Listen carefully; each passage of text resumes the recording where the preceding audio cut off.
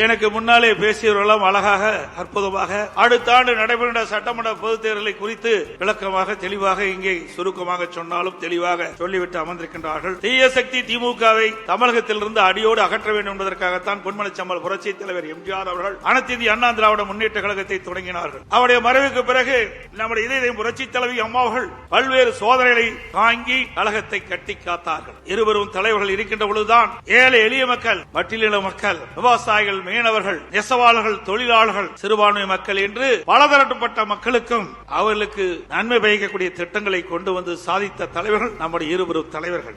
அவருடைய ஆட்சி காலத்தில் தான் மகளிர் மற்றும் இளைஞர்களுக்கு கல்வி, அறிவு, வேலை வாய்ப்பு, நல்வாழ்வு போன்ற அற்புதமான திட்டங்கள் கிடைக்கப்பட்டது. அமைதி, வளம், வளர்ச்சி என்ற அம்மாவின் கொள்கையே நமக்கு தாரக மந்திரமாக கொடுத்தவர் இதயம் புரட்சி தலைவி அம்மா அவர்கள். புரட்சி தலைவர், புரட்சி தலைவி அம்மா ஆகிய இருவரும் வகுத்து தந்த மனித நேயம், மக்கள் நலன், சகோதரத்துவம், சமத்துவம் ஆகியவற்றை எக்காலம் பேணி காப்பது நமது உயிர் மூச்சாக கொண்டிருப்பது அனைத்து இந்திய அண்ணா திராவிட முன்னேற்ற கழகம்.